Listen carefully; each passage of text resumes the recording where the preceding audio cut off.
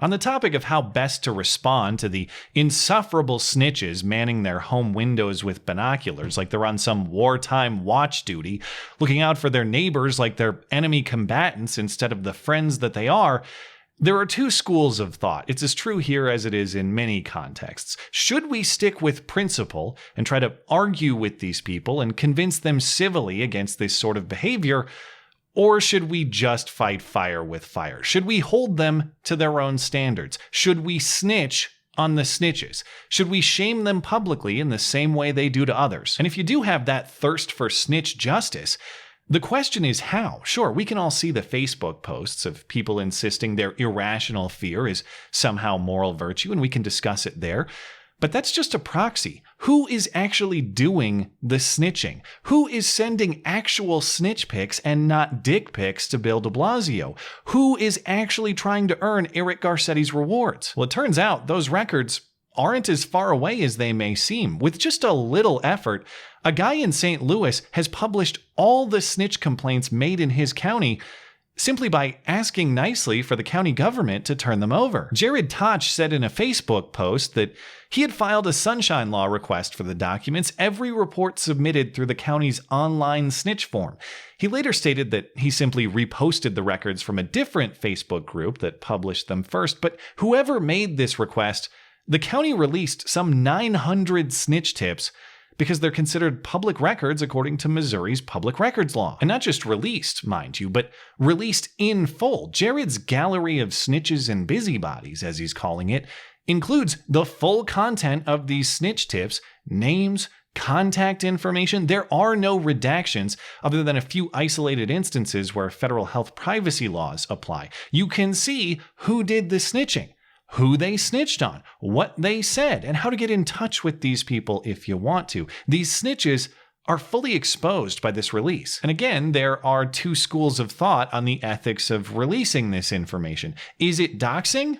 You can make the argument it is the publication of private information, but I'd be much more sympathetic to that argument if the snitches hadn't checked a box on their form submission that says explicitly, I understand this communication is an open record, and the county may be required to release the information upon request by any member of the public. In that context, the information wasn't stolen without your consent.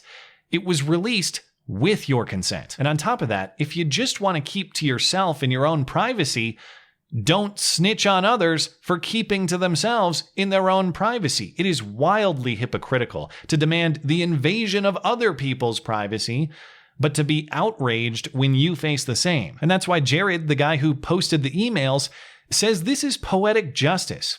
Instant karma, a dose of their own medicine.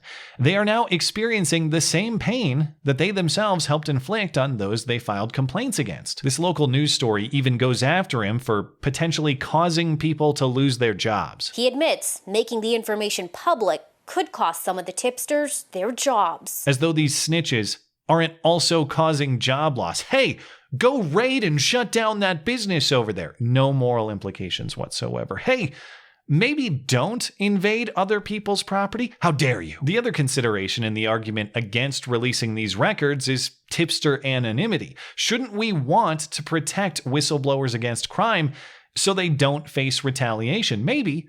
But if that's the philosophy, I ask simply, what is the crime here? These snitches produced 29 letters sent to businesses. Notice no mention of criminal charges, no mention of arrests, because these reports aren't about crime. They're just about demanding other people's private business be invaded while expecting their own private business be protected. And it's that hypocrisy and contradiction that concerns me most. I'm less interested in the identities of the people making these reports and more interested in their thinking. It makes for fantastic reading. These are the diary entries of the people who trust the government more than they trust their own friends and neighbors. Reading through them, you'll notice plenty of that betrayal of one's own community. Snitching on weddings, snitching on funerals, snitching on neighbors for playing basketball or having yard work done or installing new carpet or simply going to work. They even snitched on an ice cream truck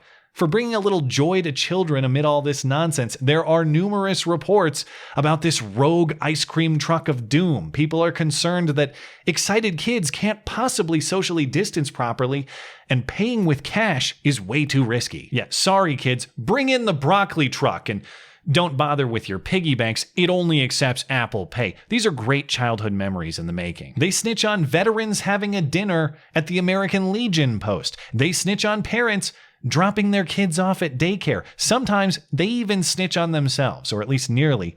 One father snitches on the venue for his daughter's 30th birthday party because they won't refund the money she spent on the event. A couple with an upcoming wedding snitches on their own venue for still hosting food tastings. Well, don't worry, there will be no food tasting at all at your wedding. That won't happen because the state shut down your venue. But thanks for the tip.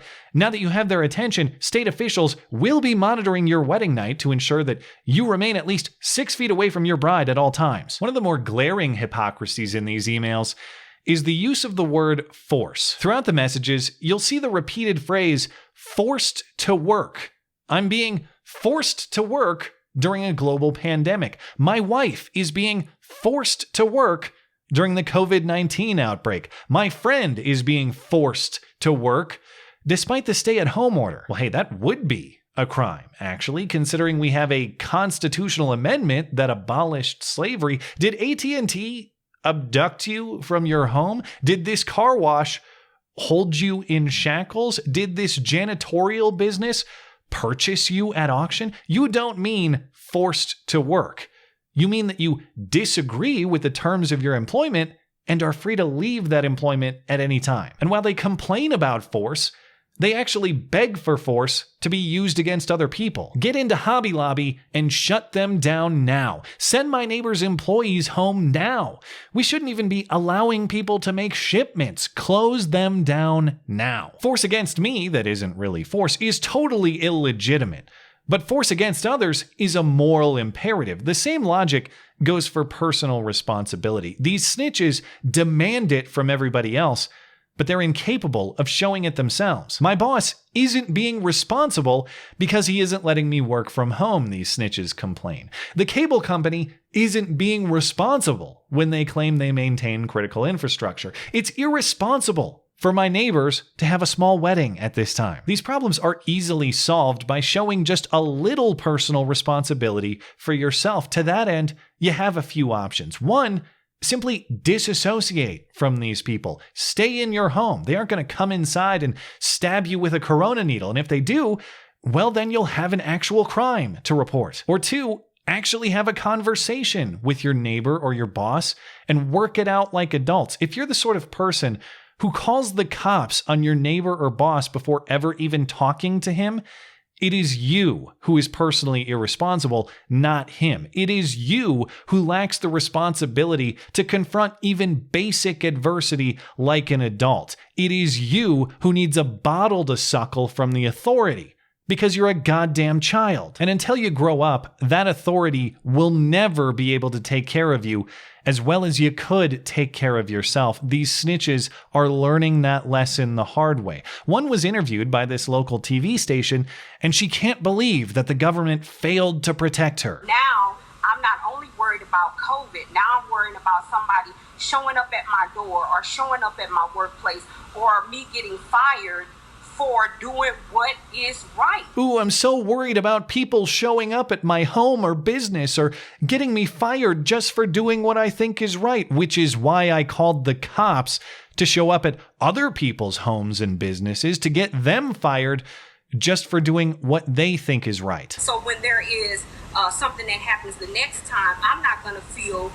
safe or protected enough to call the local authority. Well, I, for one, can't believe that the government failed to protect you perfectly according to your own personal expectations, but let's stop and consider the lesson here. Is the lesson that we should all expect a personal government protection plan perfectly tailored to our own whims? Or is the lesson that maybe that's an unrealistic expectation? Maybe government isn't actually capable of that. Maybe we should work to protect ourselves first and then work with our families and our neighbors and our communities. Maybe government should be a distant and last resort, not the first. If responsibility is the lesson and the goal here, that sure sounds like the responsible route to me. If you're mad that your snitching brought snitching upon you, well, stop fucking snitching. Yeah, thanks as always for listening and for supporting this channel always. Appreciate that thoughtful discussion down below and especially over on Twitter. That is at ML Christiansen. You're always welcome to coming out and chat in my live streams. Those are linked down in the description. Looking forward to it. Goodbye.